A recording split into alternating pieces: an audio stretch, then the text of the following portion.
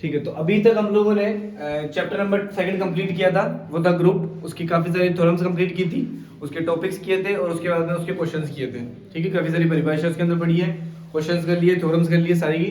तो chapter number 2 आप लोगों का कंप्लीट है। अभी आप लोगों का यूनिट फर्स्ट का ही है चैप्टर नंबर 3, ये भी यूनिट फर्स्ट ही है। ठीक है, अभी तक यूनिट फर्स्ट ही चल रही है आप लोगों की, ये भी यूनिट फर्स्ट चैप्टर नंबर 3। इसको बोलते हैं अपन क्रमचय ग्रुप या फिर परमुटेशन ग्रुप। परमुटेशन हम लोग पढ़ के आए हुए हैं, ये तो छोटी क्लासेस के अंदर। ठीक है, परमुटेशन मींस क्या होता है? अरेंजमेंट। हम लोग किसी चीज को अरेंजमेंट करते हैं। जैसे हम लोगों ने वहां पर परमुटेशन पढ़ा था, वो थोड़ा अलग था। वो क्या परमुटेशन पढ़ा था हम लोगों ने कि किसी चीज को अरेंज करना, लाइक अगर कोई वर्ड दिया हुआ है उसके लेटर को मैं किस तरीके से आगे पीछे करके बना सकता हूँ। ठीक है, जिसके अंदर ए आगे रहे, बी आगे रहे, ओ कोई वोवल आगे रहे, या फिर कोई और कॉन्सोनेंट हो वो आगे पीछे रहे। इस तरीके से हम लोगों ने पहले वहां पर क्वेश्चंस किए थे। अभी परमुटेशन नाम है, लेकिन क्वेश्चन थोड़े अलग तरीके के मिलेंगे मुझे। तो इधर देखना, क्रमचय, इसकी परिभाषा लिख रहा हूं पहले मैं। यदि कोई परिमित समुच्चय, फाइनाइट सेट, परिमित समुच्चय, इफ एनी फाइनाइट सेट, परिमित समुच्चय स्वयं पर एकेकी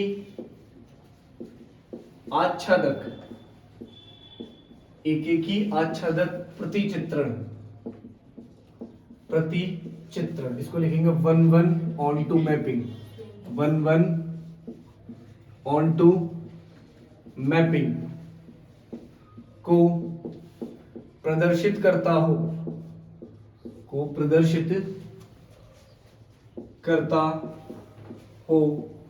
तो ऐसा समुच्चय क्रमचय कहलाता है। ऐसा समुच्चय क्रमचय कहलाता है। ऐसा समुच्चय क्या होता है? क्रमचय या फिर परमुटेशन। इसका नोटेशन देख लो, संकेतन नोटेशन। माना एस कोई परिमित समुच्चय है, परिमित समुच्चय है जहां s बराबर x1, x2, x3, dot dot dot xn तक है। ठीक है, तब इसके क्रमचयों को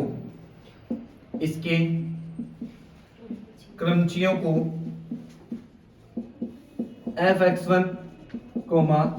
fx2, fx3, dot dot dot dot fxn द्वारा निरूपित किया जाता है। fxn द्वारा निरूपित किया जाता है।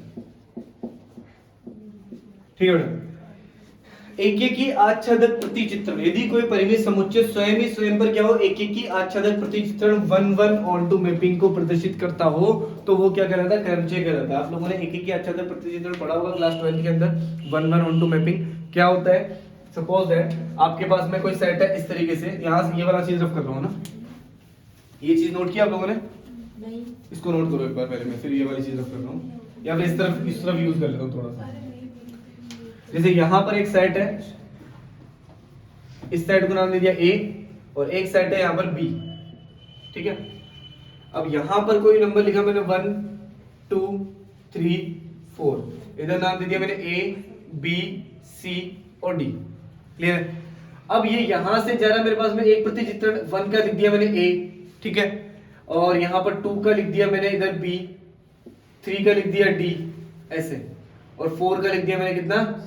C, और इधर 2 एलिमेंट और दे देते E और F ऐसे। ठीक है, ऐसे मेरे पास में कोई 2 सेट है। तो अभी जो इस एक का इधर इमेज कितना बन रहा है? 1 बन रहा है, इसका भी एक इमेज बन रही है, इसकी भी एक इमेज बन रही है, इसकी भी क्या बन रही है? एक इमेज बन रही है। ठीक है, तो एक एक इमेज अगर किसी अवयव की बन रही है उधर भी, तो ये सारे के सारे क्या होंगे? 1-1 फंक्शंस होंगे। ये क्या होंगे? 1-1 होंगे। बता रहा हूं एक एग्जांपल के लिए, कोई बात नहीं, आप लोग उसको उससे भी कर सकते हो। तो ये तो 1-1 रहेगा, लेकिन कभी भी ध्यान रखना ये E और F भी अगर खाली ना रहे, मतलब एलिमेंट या तो यहां तक E और D तक, E और F हो ही ना, कोई भी अवयव इस तरफ खाली ना हो, या फिर आप लोग बोलते हो कोडोमेन और रेंज पढ़ा होगा आप लोगों ने। प्रांत और उसको कोडोमेन को हिंदी में क्या बोलते थे, शायद याद नहीं है, सह प्रांत, सह प्रांत कोडोमेन को बोलते थे। जिसका प्रांत और सह प्रांत, प्रांत और परिसर होता है शायद, ये वाला डोमेन को क्या बोलते हैं अपन, रेंज। डोमेन को प्रांत बोलते हैं ना, और फिर रेंज को क्या बोलते हैं, परिसर। रेंज को परिसर बोलते हैं, है ना। अच्छा, जिसका परिसर और सह प्रांत, इट मींस दैट डोमेन और रेंज, ठीक है। तो डोमेन और रेंज दोनों एक ही हो किसी भी मतलब फंक्शन की, डोमेन और रेंज अगर एक ही हो तो मैं उसको क्या बोलता हूँ, ऑन टू फंक्शन बोलता हूँ। इट मींस दैट इधर वाले सारे एलिमेंट क्या होते थे, कोडोमेन होते थे, क्लियर है। लेकिन अगर मैं यहां से इसको मैंने हटा दिया, सारे अवयव, इधर के सारे अवयवों की कोई ना कोई मैपिंग है, मतलब कोई भी अवयव खाली नहीं छूट रहे हैं, तो वो क्या होता है, ऑन टू भी होता है। और इन दोनों को मिक्स रूप में हम लोग क्या बोलते थे, वन वन ऑन टू। ये चीज आप लोगों को यहाँ मैं बता नहीं रहा उस चीज को, बस खाली आप लोगों को एक 12th की चीज बता रहा हूँ, जो उस टाइम पर बिल्कुल छोटी सी चीज है कि वन वन ऑन टू होता क्या है। बाकी आप लोगों को यहाँ पर आगे हम लोग क्वेश्चन करेंगे, उसके अंदर आप लोगों को बाकी चीजें ध्यान रखनी है, इसको नोट करें फिर आगे बढ़ रहे हैं। नेक्स्ट देखना क्रमचय गुणन। एग्जाम के अंदर ज्यादा पूछा नहीं गया अभी तक, ना कभी पूछा जाता है, लेकिन फिर भी एक बार इस टॉपिक है बुक के अंदर, आगे काम में भी आता है, तो इसलिए सीखिए इसको। क्रमचय गुणन, प्रोडक्ट ऑफ परम्यूटेशन। तो लिखते हैं इसको, माना F तथा G, F तथा G समुच्चय S के कोई दो क्रमचय है, कोई दो क्रमचय है तथा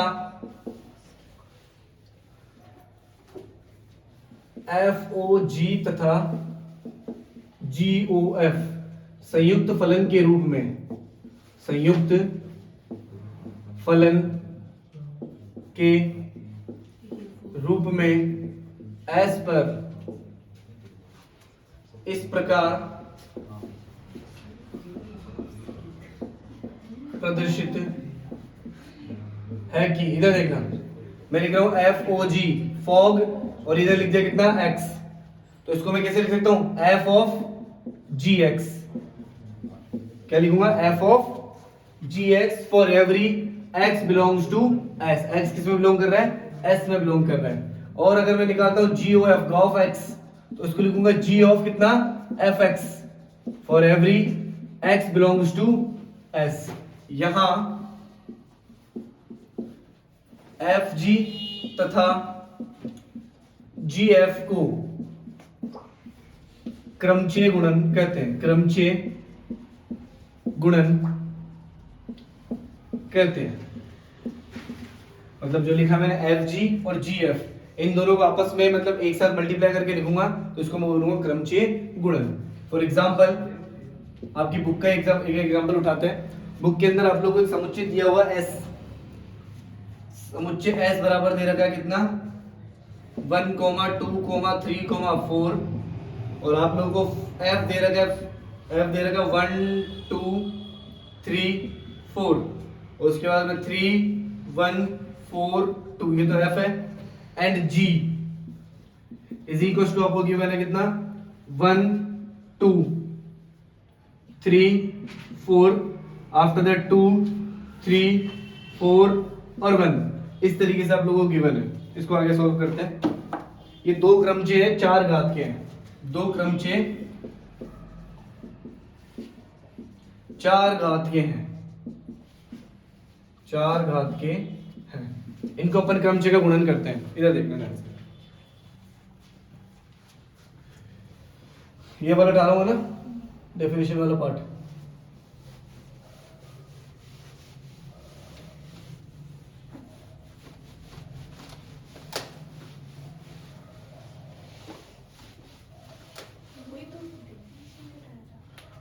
ठीक है, तो यहां पर मैं इससे देख सकता हूं कि मेरे पास में जो F1 है, F1 की वैल्यू कितनी है, 3 है।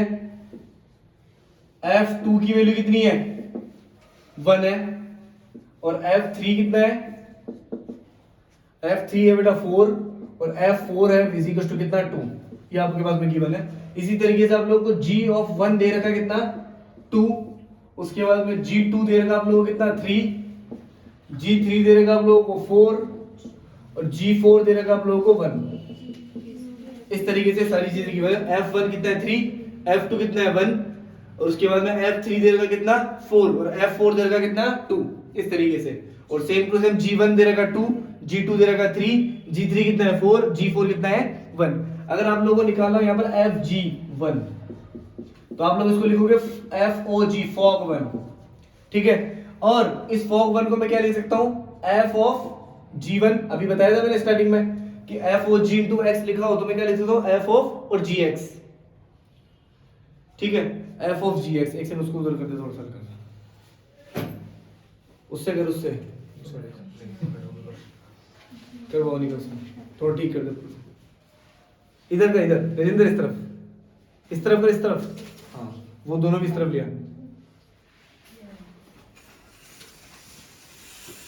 ठीक है। आगे देखना, तो यह है F ऑफ G1, क्लियर है। इसको सोल्व करते हैं यहां पर। तो F ऑफ G1 की वैल्यू कितनी है, G1 की वैल्यू कितनी है 2, तो आपके पास में आएगा F ऑफ 2, और F ऑफ 2 की वैल्यू कितनी है 1 है क्या, तो इसका आंसर आ जाएगा 1। तो F G1 कितना आ रहा है 1, ठीक है। इसी तरीके से अगर आप लोगों को निकालना हो कितना F G2, अगर आप लोगों को निकालना हो, सपोज दैट F G यहां पर मैं निकालता हूं कितना 2 ही निकाल रखा है क्या, फिर 3, ठीक है। F G2 अगर आप लोगों को निकालना हो इज इक्वल टू, आप लोग क्या लिखोगे F O G2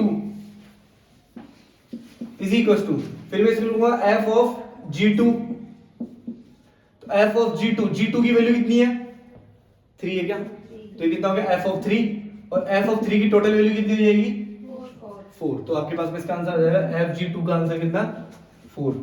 तो इसको लिख दिया मैंने F G और 2, F G2 is equal to कितना आ रहा है 4 आ रहा है, ठीक है। अब इसी तरीके से मैं निकालता हूं F G3 is equal to, F G3 निकालने के लिए आप लोग लिखोगे फॉग 3, और इसको लिखोगे F ऑफ कितना G3, तो F ऑफ G3, G3 की वैल्यू कितनी है, G3 की वैल्यू है 4, तो F4 की वैल्यू कितनी आ गई 2, तो F G3 कितना आ जाएगा आपके पास में 2। और इसी तरीके से आगे चलते हैं, मैंने लिखा कितना F G4, F G4 को लिखूंगा मैं F O G4, और F ऑफ यहां लिखेंगे अंदर G4, और G4 की वैल्यू कितनी है 1, F1 की वैल्यू कितनी आ गई 3, तो F G4 is equal to कितना आ गया आपके पास में 3। तो अभी आप लोग देख पा रहे हो यहाँ पर जो F G बनेगा वो दे देखना क्या बनेगा, इस तरह नीचे वाला रफ करो ना,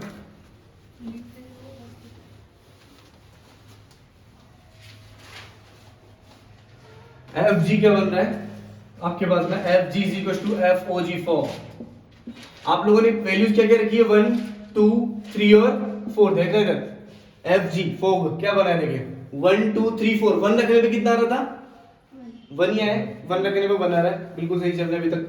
2 रखने पे कितना आया था 4, 3 रखने पे कितना है 2, और 4 रखने पे कितना है 3, मतलब मैं लेके क्या चला था F इज इक्वल टू 1 2 3 4, ये तो ठीक है 1 3 1 4 2, लेकिन मुझे क्या मिला है 1 4 2 3 मिला है, ठीक है। इसी तरीके से आप लोगों को क्या निकालना होगा, जैसे मैंने F G निकाला उसी तरीके से आप लोगों को निकालना G F, क्लियर है। तो G F भी इसी तरीके से निकलेगा, उसको निकाला हम लोग, इसको नोट करो, बाकी आप लोग उसको वो आप लिख दिए होमवर्क है, ठीक है। तो कल तक हम लोगों ने इसके थ्योरम्स वगैरह, सॉरी थ्योरम्स नहीं, डेफिनेशन वगैरह पढ़ी थी, चैप्टर नंबर 3 की स्टार्ट किया था कल हम लोगों ने परम्यूटेशन ग्रुप, ठीक है। उसी के अंदर मैं आगे चल रहा हूँ, यहाँ लिखा हुआ n संकेतों मतलब क्रमचियों का ग्रुप या फिर सममित ग्रुप, कल क्रमचियों का गुणनतक हम लोगों ने कंप्लीट किया था, मैं बात कर रहा हूँ क्रमचियों का ग्रुप या फिर सममित ग्रुप, ठीक है। n संकेतों के फैक्टोरियल, n क्रमचियों का समुच्चय, n संकेतों के फैक्टोरियल, n क्रमचियों का समुच्चय Pn क्रमचय गुणन संक्रिया के लिए एक परिमित ग्रुप है। मैं यहां पर मान के चलूंगा, माना F तथा G belongs to Pn। Pn क्या है यहां पर, Pn क्या है n संकेतों के फैक्टोरियल n क्रमचियों का समुच्चय है Pn, आ रही है बात समझ में। तो ये जो F और G ये Pn से बिलोंग कर रहे हैं, मतलब F और G भी क्या है क्रमचय है। मैं लिख देता हूं ये, जहां F तथा G एकेकी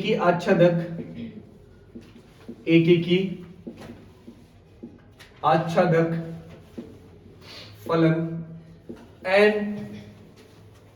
अवयवों के परिमित समुच्चय परिमित समुच्चय S बराबर x1, x2, dot dot dot xn पर है, xn पर है। ठीक है, तो मैं लिखता हूं अर्थात i दैट इज f तथा g क्रमचय है, क्रमचय है। अब आप लोगों को क्या प्रूफ करना है कि जो pn है वो क्रमचय, pn क्रमचय मतलब pn जो परमुटेशन है वो गुणन संक्रिया के लिए, मतलब मल्टीपल जो आपकी ऑपरेशन होती है उसके लिए क्या है, एक परिमित ग्रुप है। अब ग्रुप की डेफिनेशन आप लोगों को पता है कि ग्रुप के लिए आपको कौन कौन सी कंडीशन सेटिस्फाई करनी पड़ेगी, 4 कंडीशन। सबसे पहले द्विचर होनी चाहिए, साचर्यता होनी चाहिए, तत्समअवयवी होना चाहिए और प्रतिलोम का अस्तित्व होना चाहिए। ये 4 चीजें मैं इसके अंदर प्रूफ करने वाला हूं। क्लियर है? कैसे प्रूफ करेंगे देखो ध्यान से। सबसे पहले मैं बात करता हूं यहां पर संवर्तता या फिर द्विचर, बाइनरी संवर्तता किसको बोलते हैं लोग, क्लोजर प्रॉपर्टी। क्लियर है? क्लोजर के लिए, द्विचर के लिए मैं बोलता हूं यदि f व g एकेकी आच्छादक फलन है, एकेकी आच्छादक फलन है, जहां जो f, g है, f तथा g ये बिलोंग कर रहे हैं किससे, pn से, pn में बिलोंग कर रहे हैं, तो अतः इनका गुणन fg भी एकेकी आच्छादक फलन होगा, एकेकी आच्छादक फलन होगा, जहां मैं लिखूंगा fg also belongs to pn। बात सुनना ध्यान से सब लोग। मैं क्या बोल रहा हूं कि आप लोगों को सबसे पहले क्लोजर प्रॉपर्टी प्रूफ करनी है, मतलब द्विचर संक्रिया प्रूफ करनी है। अब द्विचर संक्रिया क्या होती थी, बाइनरी ऑपरेशन, वापस से आप लोगों को पास्ट के अंदर लेके चलता हूं मैं। द्विचर संक्रिया क्या थी कि अगर मैं उस संक्रिया को किसी अवयव पे लगाता हूं, उस अवयव के ऊपर अगर मैं मतलब किन्हीं दो के कोई समुच्चय है उसके दो अवयवों पर वो संक्रिया लगाता हूं, तो जो भी एलिमेंट मिलेगा वो भी मुझे क्या मिलेगा, उसी समुच्चय में से मिलेगा। यही थी द्विचर संक्रिया। तब वो संक्रिया क्या बोलता था मैं, द्विचर है। अभी मैंने लगाई है यहां पर f और g पर कौन सी संक्रिया लगाई है, गुणन संक्रिया। कौन सी संक्रिया है, गुणन संक्रिया। उसने बोला गुणन संक्रिया के लिए, तो इन दोनों के लिए गुणन संक्रिया f और g का मैंने क्या कर दिया, गुणा करवा दिया। कल मैंने क्रमचय गुणन पढ़ाया था आप लोगों को, तो दोनों का क्या कर दिया, गुणन करवा दिया। तो f और g का जब मैंने गुणन करवाया वो भी मुझे किस में से मिलेगा, pn में से मिलेगा, मतलब इसी समुच्चय में से मुझे मिलेगा। आ रही है बात समझ में? तो इसीलिए क्या होगी, संक्रिया क्या होगी, द्विचर होगी। तो पहली कंडीशन तो मेरे पास में प्रूफ है। तो मैं क्या लूंगा, अतः संक्रिया द्विचर होगी, अतः संक्रिया द्विचर होगी, द्विचर होगी, मतलब पहली कंडीशन आप लोगों के पास में प्रूफ है। अब बात करते हैं अपन सेकंड नंबर पे। सेकंड नंबर क्या कहता है, साहचर्यता। साहचर्यता। अब साहचर्यता के लिए मुझे 3 चीजें चाहिए। यहाँ पर f और g दो फलन है, लेकिन एक और चीज चाहिए मुझे। ठीक है, यहाँ पर h और मान लो आप लोग, क्योंकि साहचर्यता के लिए 3 चीजें होनी चाहिए, a b c एलिमेंट हम लोग मान देते हैं। तो यहाँ पर साहचर्यता के लिए मैंने लिखा f, g, h belongs to pn। ये तीनों ही क्या है, किसमें, pn के अंदर बिलोंग कर रहे हैं। ये क्या है, क्रमचयों का समुच्चय है। क्लियर, n फैक्टोरियल जहां पर क्रमचय है। तो f, g, h ये क्या है, क्रमचयों का मतलब pn से बिलोंग कर रहे हैं, क्रमचयों के समुच्चय pn के अंदर ये तीनों बिलोंग कर रहे हैं। तो स्टार्ट करते हैं अपन यहां पर मैं लिखता हूं f g इंटू h लिखता हूं। ठीक है, f g इंटू h लिख दिया मैंने इसको, और f g को मैं लिख सकता हूं fog f of g into h, ऐसे लिख दिया मैंने इसको। ठीक है, मैंने इसको लिख दिया f of g into h। इसको मैं लिख सकता हूं f इंटू, फिर मैंने लिख दिया कितना, gh, ऐसे इसको इस तरफ अप्लाई कर दिया मैंने। f ऑफ g को मैंने g को इसके साथ मल्टीप्लाई कर दिया, f ऑफ gh। ठीक है, तो यही आप लोगों को प्रूफ करना है इस बुक के अंदर भाई, f ऑफ g यहां पर OH लगा देना। ठीक है, इस तरीके से मैंने इसको लिखा है, तो फिर O लगा के लिख दो पहले, ऑफ लगा के लिख दो ऊपर। ठीक है, तो f g into h is equal to, यहां लिख रहा हूं मैं f ऑफ, इसको इसके साथ ऑपरेट कर रहा हूं, कितना, g ऑफ h। ठीक है, इस ऑफ को हम लोग हटा सकते हैं डायरेक्टली, तो मैंने लिख दिया f तो बाहर लिख दिया, अंदर लिख दिया gh। बेटा इस ऑफ का मतलब क्या होता है, मल्टीप्लाई होता है। इस ऑफ का मतलब क्या होता है, मल्टीप्लाई, तो ये ऑफ हटा के मैंने ओनली एफ लिख दिया और यहाँ पर इसकी जगह क्या लिख दिया, जी एच। तो एफ जी एच लेके चला था, मुझे क्या मिल गया, एफ तो बाहर मिल गया, जी एच अंदर मिल गया, तो मतलब ये क्या है, साहचर्यक है। अतः गुणन संक्रिया के लिए, गुणन संक्रिया के लिए Pn साहचर्य है, साहचर्य है। तो Pn क्या हो गया मेरे पास में, साहचर्य। तो मैंने साहचर्यता प्रूफ कर दी। अब आगे चलते हैं अपन इसके अंदर क्या, तत्समक अवयव। पहले ये रफ कर दो इतना, नहीं ठीक है, पहले नोट करवा दो इसको। साहचर्य तक हम लोगों ने प्रूफ किया है। अब बात कर रहे हैं तत्समक अवयव का अस्तित्व। तीसरे नंबर पे तत्समक अवयव का अस्तित्व, अवयव का अस्तित्व, अस्तित्व। मैं लिख रहा हूं, हम जानते हैं कि Pn एक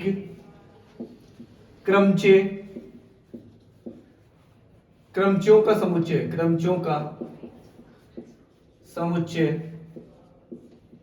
है। तो I जो है वो बिलोंग करेगा Pn में। ऐसा क्यों? मतलब इसके अंदर तत्समक अवयव डेफिनेटली बिलोंग करेगा ही करेगा। ऐसा क्यों?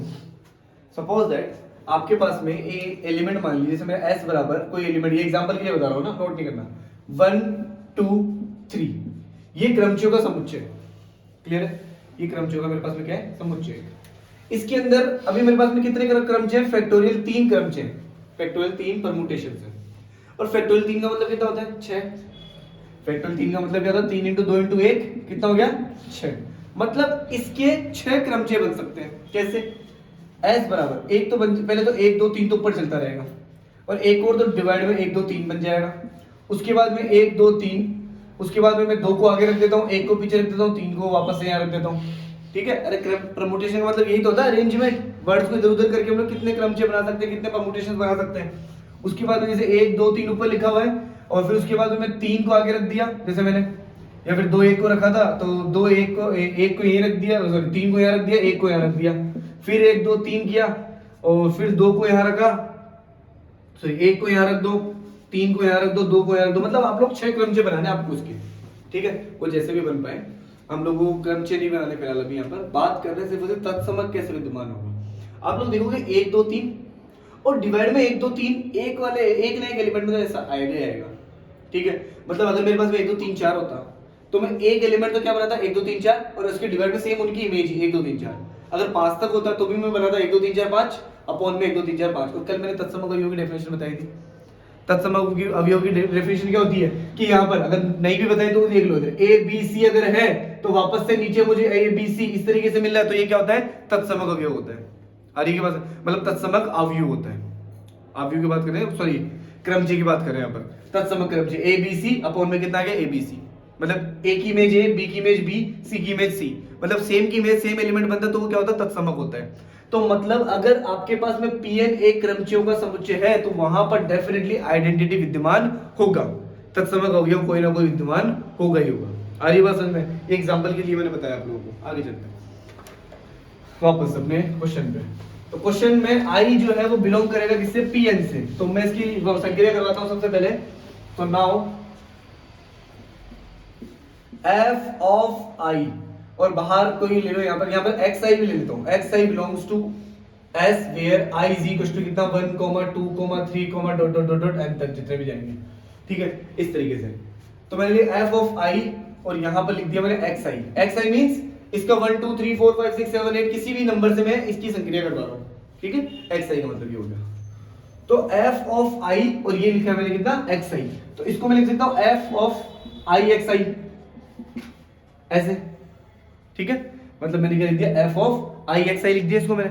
और ऐसा करूंगा तो मुझे वापस से क्या मिल रहा है, f xi मिलेगा। भाई आइडेंटिटी को किसी के साथ में भी मैंने संक्रिया करवाई है, वापस से मुझे क्या मिलेगा, f xi मिल गया। क्लियर है? तो मतलब ये वापस से मुझे f xi, मतलब मेरे पास में वापस से एलिमेंट आ गया। क्या करते हैं हम लोग तत्समक अवयव से किसी भी फंक्शन की संक्रिया करवाते हैं, वापस से मेरे पास में क्या आता है, एलिमेंट आ जाता है।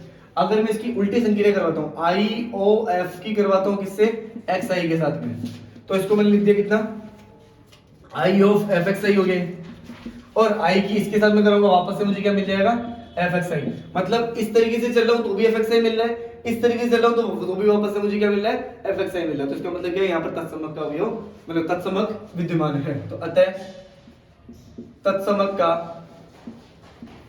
आई यहाँ पर तत्समक का ध्यान रखना, तत्समक का अस्तित्व होगा, अस्तित्व होगा। बेटा हम लोगों ने क्लास के अंदर मतलब पहले पढ़ा है कि कोई तत्समक अवयव होता है, वो किसी एलिमेंट के साथ में संक्रिया करता है तो वापस से मुझे एलिमेंट ही मिल जाता है। तो यहाँ पर फंक्शन के साथ में संक्रिया करें तो वापस से मुझे एफ एक्स आई फंक्शन मिल रहा है।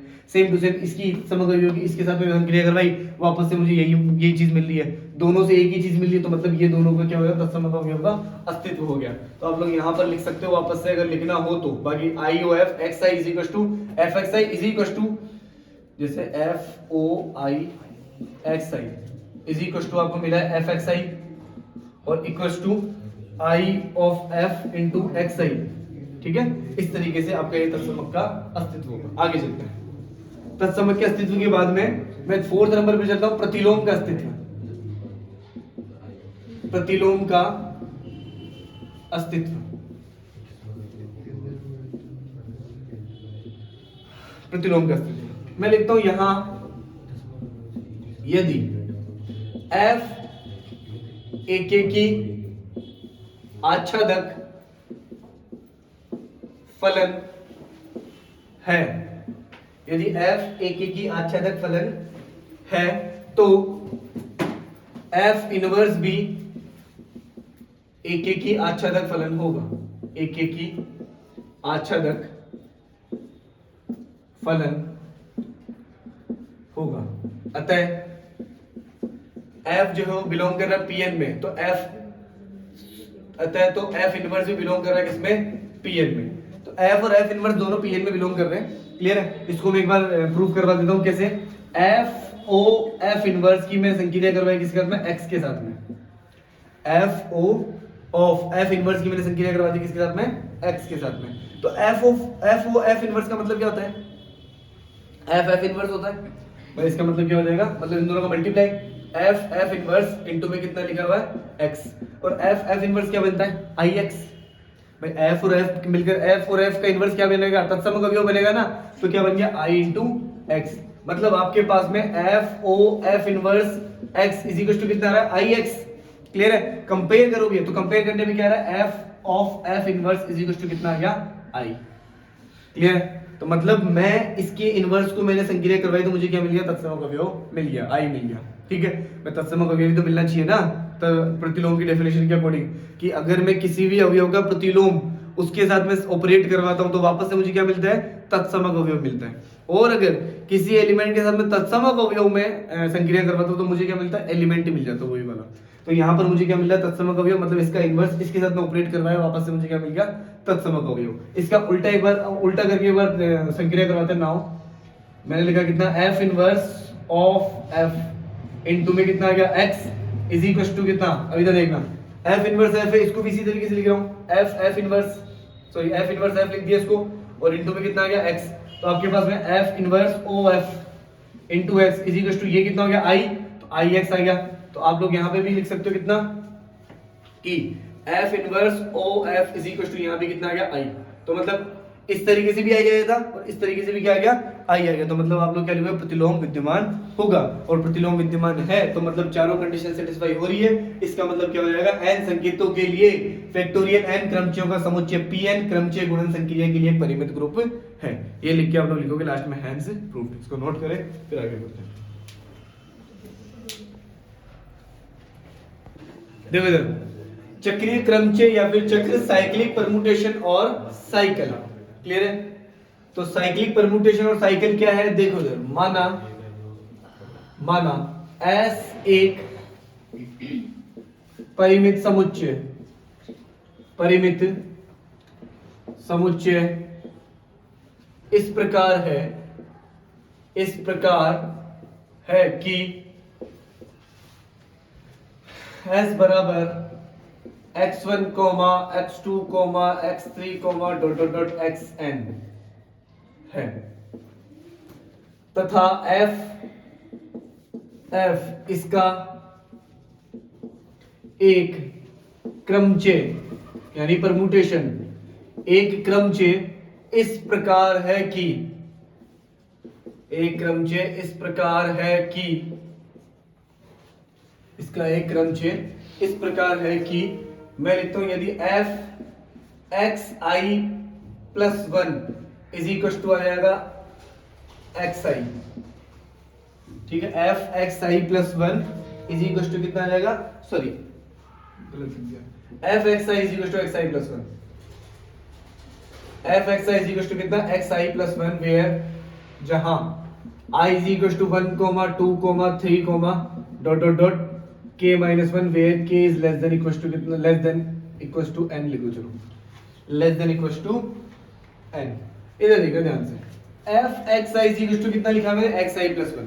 साइक्लिक परमुटेशन होता क्या है इधर देखना, s is equal to जैसे मेरे पास में कोई परमुटेशन लिखा हुआ 1, 2, 3, 4 इस तरीके से लिखा हुआ है। तो साइक्लिक परमुटेशन ये होता है कि आपके पास में 1 मतलब x1 की बात कर रहा हूं, तो इसकी जो इमेज होगी वो इससे जस्ट आगे वाला अवयव होगा, इससे जस्ट आगे वाला, जैसे xi प्लस 1, क्लियर है। x1 की इमेज कितनी हो गई, x2 हो गई, मतलब आगे वाला एलिमेंट हो गया वो, ठीक है। जैसे x2 की बात करता हूं यहां पर मैं, तो 2 प्लस 1 कितना हो गया 3, तो मतलब इससे जस्ट आगे वाला एलिमेंट हो गया, और इसकी इमेज क्या हो गया, इससे जस्ट आगे वाला एलिमेंट, और इसी तरीके से इसका जो इमेज होगी वो क्या आ जाएगा, वापस से एक नंबर वाला एलिमेंट आ जाएगा। अरे ये बात समझ में, इस तरीके से अगर आप लोग देखना चाहो यहां पर, तो आप लोग इसके अंदर जा रहे हो i is equal to 1, 2, 3 dot dot dot, मैंने क्या लिखा है पर k माइनस 1, मतलब यहां पर तो k माइनस 1 तक ही चलेंगे ना, पर i की वैल्यू तो तभी तो k तक जाएगी वाली वैल्यूज। तो यहां पर अगर मैं f ऑफ x k निकालना चाहूं, मतलब मुझे k का इमेज चाहिए, तो k की इमेज क्या आएगी,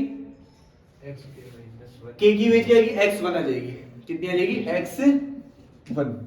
क्यों, क्योंकि k क्या है, इसका लास्ट एलिमेंट होगा, और लास्ट एलिमेंट की इमेज वापस से क्या आ जाएगी 1, x1, क्लियर है। तो इस तरीके से इसकी इमेज आएगी f x i is equal to x i plus 1, तो f x k की इमेज क्या आ जाएगी, x1, k minus 1 रखेंगे ना, i की जगह k minus 1 रखेंगे, तो k आ गया ना x k, मैं x k की पूछ रहा हूं इमेज ओनली, x k की, हां तो k plus 1 आनी चाहिए ना, k plus 1 आनी चाहिए, मैं बोल रहा हूं k तक एलिमेंट है इसके अंदर ओनली, तो k तक तो लास्ट हो गया ना, तो लास्ट वाले की इमेज क्या बन रही है, फर्स्ट एलिमेंट ही तो बन रहा है, वही तो बता रहा हूँ, लास्ट वाला जो है ना उसकी इमेज क्या बनेगी, फर्स्ट एलिमेंट बनेगी, ये बोल रहा हूँ मैं कि एक समुच्चय है उसके अंदर लास्ट आप लोगों के पास में, जैसे इधर देखो 1, 2, 3 4 5 6 है, मैं बोलता हूँ 6 तक एलिमेंट है, यहाँ पर एलिमेंट कितने 6 तक है, तो 1 की तो 2 हो गई, 2 की 3 हो गई, 3 की 4 हो गई, 5 की 6 हो गई, और 6 की हो जाएगी 1, ऐसे। अब सपोज अगर आपके पास में इसकी बात कर रहा हूं, इसके अंदर element 1, 2, 3 dot dot dot dot k minus 1, और क्या तक जा रही है, k तक एलिमेंट है, तो अगर मैं k माइनस 1 की इमेज पूछता हूं आप लोगों से, तब इसकी इमेज बनेगी k माइनस 1 की इमेज पूछता हूं ना, तो इसकी जस्ट आगे वाली क्या बनेगी k, लेकिन लास्ट है, इसके जस्ट आगे कुछ नहीं है, तो यहां तक तो खत्म है, तो इसकी इमेज वापस से पहला एलिमेंट आ जाएगी, इस तरीके से बोलो। तो ये पूरा साइकिल हो गया ना एक तरीके से, कि लास्ट वाली की इमेज वापस से पहले, मतलब पहले नंबर से स्टार्ट हो रहा था मैं, और वापस से जाके वापस से पहले नंबर पे आ गया, तो ये एक तरीके से साइकिल बन गया। किसकी 5 की 2 की होगी, 4 की 5 होगी ना, उल्टा नहीं आना वापस से, फिर 6 पे 1 आ गया ना, फिर वापस से 1 से स्टार्ट करना, 1 से 2, 2 से 3, 3 से 4, 4 से 5, ऐसे मत जाना सर 5 की 2 फिर ऐसे तो 4 की 3 हो गई, इस तरीके से नहीं है, क्या कर रहे हो यार तुम लोग सीरियसली। अब इधर देखना, एग्जांपल के थ्रू समझाता हूं, ये एग्जांपल है, f इज इक्वल टू आपके पास में यहां पर गिवन है 1, 2, 3, 4, 5, 6, 7, उसके बाद में दे रखा है यहाँ पर 2, 5, 3, 4, 7, 6 और 1। इसके अंदर आप लोगों को साइकिल ढूंढना है, इधर देखना साइकिल कैसे ढूंढेंगे, हाँ साइकिल ढूंढना है इसके अंदर, देखना इसके अंदर 1 से स्टार्ट कर रहा हूं मैं, 1 की इमेज कितनी है 2, तो अगर 2 इसकी इमेज है तो 2 पे पहुंच जाओ वापस से। अब 2 की इमेज कितनी है 5 है ना बेटा, नीचे देखो ना, इसकी डिवाइड में क्या है 5 है, तो 2 की इमेज कितनी है 5। अब इसकी अब 5 है ना, अब डायरेक्ट कहां पे पहुंच जाओ 5 पे पहुंच जाओ, 5 पे जाएंगे हम लोग यहां पर ऐसे, तो 5 की इमेज कितनी है 7। अब ये 7 आ गया ना, तो वापस से 7 पे पहुंच जाओ, ये 7 पे पहुंच गया। अब 7 की इमेज कितनी है 1, 1 से स्टार्ट किया था वापस से 1 आ गया क्या, तो साइकिल बन गया एक तरीके से। भाई 1 से स्टार्ट किया था, वापस से कहां पर आ गया 1 पे, तो एक तरीके से साइकिल बन गया। तो आपके पास में जो साइकिल हो गया वो क्या बन गया, किसका साइकिल बना है, आपके पास में 1 फिर 2, 1 2 पे गया मैं, 2 से गया कहां पे 5 पे, 5 से कहां गया मैं 7 पे, और 7 से वापस से 1 पे आ गया। इस तरीके से मेरे पास में साइकिल बन गया। अब अगर आप लोगों को इमेज देखनी है F1 की, F1 की इमेज कितनी है 2, F2 की इमेज कितनी है 5, इससे जस्ट आगे वाला एलिमेंट। F5 की एलिमेंट कितनी है, सॉरी इमेज 7, तो इसी तरीके से F7 की इमेज हो जाएगी 1। ये चीज है साइकिल, ठीक है, सो नोट करें फिर आगे बढ़ते। अब बात करते हैं अपन चक्र की कोटि। तो चक्र की कोटि क्या होती है, इधर देखना, यदि F एक n लंबाई का चक्र है, एक n लंबाई का चक्र है, n लंबाई का चक्र का मतलब पता क्या है कि उस F के अंदर n अवयव उपस्थित है, मतलब जितने अवयव होंगे उतने ही उसकी क्या होगी, लंबाई होगी, ठीक है। यदि F एक n लंबाई का चक्र है, तब जहां n लिख देता हूं, जहां n एक न्यूनतम पूर्णांक है, न्यूनतम पूर्णांक है, तब यदि f raise to power n is equal to i हो, तो इसे चक्र की तो n को लिख दो, तब n को, तो स्मॉल n को इस चक्र की कोटि कहा जाता है, इस चक्र की कोटि कहा जाता है। ये देखना, F N is equal to कितना हो, आई हो, मतलब एन की वैल्यू, एन क्या है, न्यूनतम पूर्णांक, मींस 1 2 3 4 5 6 हम लोग कुछ भी रख दें उसके अंदर, जब भी आई आ गया तो वही उसकी क्या होगी, कोटि होगी। एग्जांपल के थ्रू उसको समझाता हूं मैं। एक एग्जांपल है, आप लोगों की बुक का एग्जांपल मैं लेता हूं। बुक के अंदर क्वेश्चन लिखा हुआ है, एफ इज इक्वल टू आपके पास में दे रखा है एक क्रमचय 2 5 और 7, जहां S7 है, यहां पर कितना देगा 1 2 3 4 5 6 7, ये तक समुच्चय है, ठीक है। और ये मेरे पास में क्रमचय है, F एक क्या है मेरे पास में, चक्र है, सॉरी F क्या मेरे पास में, चक्र है। मुझे चक्र की कोटि फाइंड करनी है, क्लियर है। चक्र की कोटि आप लोगों को यहाँ पर फाइंड करनी है 1 2 5 7, लेकिन यहाँ पर टोटल अवयव दे रखे, ये तो चक्र है 1 2 5 7 तो, और ये क्या है, पूरा समुच्चय के एलिमेंट्स है 1 2 3 4 5 6 7 तक, ठीक है। ये तो हो गया मेरे पास में साइकिल है, F इज इक्वल टू 1 2 5 7, ये एक साइकिल दे रखा आप लोगों को। स्टार्ट करते हैं अपन, जैसे F इज इक्वल टू, मैं लिखता हूं यहां पर सबसे पहले 1 2 3 4 5 6 और 7। एक की इमेज कितनी है, 2, 2 की इमेज कितनी है, 5, 5 की इमेज कितनी है, 2 की इमेज कितनी है, 5, 5 की इमेज देगा, 5 की इमेज कितनी है, 7, और 7 की इमेज कितनी है, 1। इनकी इमेज नहीं दे रही तो इनकी इमेज सेम हो गई, 3 की 3 4 की 4 और 6 की 6। तो ये तो मेरे पास में F आ गया, क्लियर है। अब मुझे इसकी कोटि ज्ञात करनी है, तो कोटि कैसे ज्ञात करेंगे, तो देखना ध्यान से। सबसे पहले मैं यहां पे निकालूंगा F स्क्वायर। क्या निकाल रहा हूं, F स्क्वायर। F स्क्वायर का मींस क्या है यहाँ पर, कि साइकिल को 2 बार घुमाना है। कैसे, एक यहां पे लिखता हूं 1 2 3 4 5 6 और ये 7, ठीक है। यहां पर एक की इमेज कितनी है, 2, और फिर 2 की इमेज कितनी है, तो यहां पर आएगा 5, मतलब 2 बार चेक करना है, एक की इमेज कितनी 2 और 2 की इमेज कितनी 5, तो यहां कितना आ गया 5। अब इधर देखना, 2 की इमेज कितनी है, अब 5 की इमेज कितनी है, तो यहां आएगा 7। आगे बात, आगे चलते बात, यहां पर 3 की इमेज कितनी है, 3, ये तो 3 रहेगी। फिर 4 की इमेज कितनी है, 4, ये भी 4 रहेगी।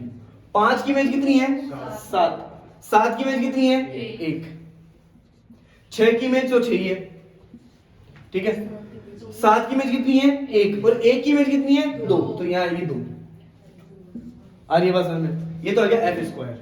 और आगे चलते हैं, जब तक तत्समक नहीं मिल जाए तब तक करना है आपको। मैं लिखता हूं F3, यहां पर वापस से लिख रहा हूं 1 2 3 4 5 6 और ये कितना आ गया 7। अब इधर देखो ध्यान से, वापस से इसी पे चलते हैं। 1 की इमेज कितनी है, 2, 2 की इमेज कितनी है, 5, अब एक बार और जाना, 5 की इमेज कितनी है, 7, तो यहां 7 आएगा। आगे बात करते आगे चलते हैं। यहाँ 2 की इमेज कितनी है 5, 5 की इमेज कितनी है 7 की इमेज कितनी है 1, तो यहाँ तक जाना आपको। आगे देखो 3 की इमेज कितनी है 3, ये तो ठीक है। 4 की इमेज कितनी है 4, ये भी ठीक है। अब 5 की इमेज कितनी है 7 की इमेज कितनी 1 की इमेज कितनी 2, तो यहाँ 2 आएगी। अब आगे चलते हैं 6 की इमेज तो 6 ही है। फिर 7 की बात करें, 7 की इमेज कितनी 1 की इमेज कितनी और 2 की इमेज कितनी 5, तो यहाँ तक जाएगा 5 तक। F3 आ गया, अभी भी तत्समक नहीं आया, तत्समक तक जाना है। अब बात करते हैं अपन F4 की। 1 2 3 4 5 6 और 7। अब देखो ध्यान से वापस से इधर देखो, 1 से स्टार्ट करेंगे। 1 की इमेज कितनी 2 की इमेज कितनी 5 की इमेज कितनी 7 की इमेज कितनी, वापस से 1 लिख देंगे। 2 की इमेज कितनी 5 की इमेज कितनी 7 की इमेज कितनी 1 की इमेज कितनी 3 की 3 है 4 की 4 है। 5 की इमेज 7, 7 की इमेज 1 की इमेज 2 की इमेज 5, और सेम इसी तरीके से 6, इसी तरीके से 7 हो जाएगा। अब एक की इमेज 1, 2 की इमेज 2, 3 की इमेज 3, 4 की इमेज 4, 5 की इमेज 5, 6 की इमेज 6, 7 की इमेज क्या आ गई 7, मतलब किसके बराबर आ गया तत्समक के बराबर आ गया। तो F4 बराबर में कितना आ गया I, देखो इसके बराबर इसकी तरीके का आ गया F raise to power n is to I, तो मतलब आपके पास में जो कोटि हो जाएगी F की कोटि 4 होगी। F की कोटि कितनी हो जाएगी 4 होगी। अब एक बात और सुन लेना, जितनी लंबाई का चक्र उतनी ही उसकी कोटि, ठीक है। कितनी लंबाई का चक्र है 4 लंबाई का चक्र है, तो मतलब कोटि भी 4 ही होगी, ध्यान रखना। अगर ये 3 लंबाई का चक्र होता तो कोटि 3, 5 लंबाई का चक्र होगा तो कोटि 5, मतलब जितनी लंबाई का चक्र उतनी ही उसकी क्या होगी कोटि, ठीक है। इसको नोट करें। अब आगे चलते अपन, यहां लिख रहा हूं मैं चक्र का प्रतिलोम, चक्र का प्रतिलोम, इनवर्स ऑफ द साइकिल, चक्र का प्रतिलोम, ठीक है। कोई क्रमचय, चक्रीय क्रमचय देखो, कोई यदि किसी चक्रीय क्रमचय F के सभी अवयवों को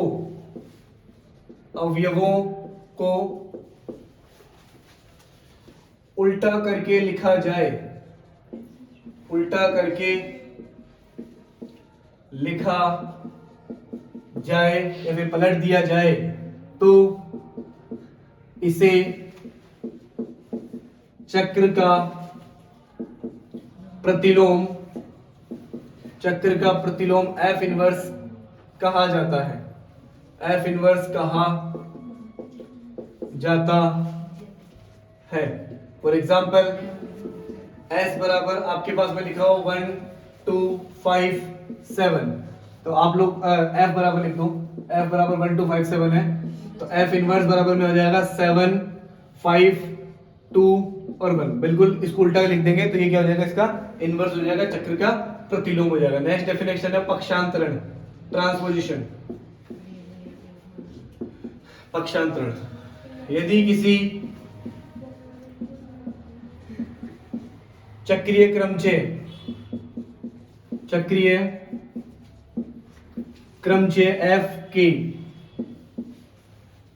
F की कोटि 2 हो तो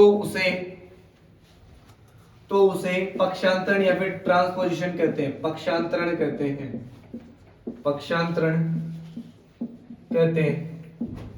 मतलब किसी भी चक्रीय क्रमचय F की कोटि 2, मतलब 2 अवयव होनी चाहिए उसके अंदर, तो 2 कोटि हो तो उसको बोलेंगे अपन क्या पक्षांतरण कहते हैं, चक्रीय होना चाहिए बस वो चक्रीय क्रमचय। अब बात करते हैं अपन असंयुक्त चक्र, असंयुक्त चक्र, डिसजॉइंट साइकिल। यदि किसी परिमित समुच्चय S, यदि किसी परिमित समुच्चय S के किन्हीं भी दो क्रमचयों एफ तथा जी का कोई भी अवयव उभयनिष्ठ न हो, उभयनिष्ठ न हो,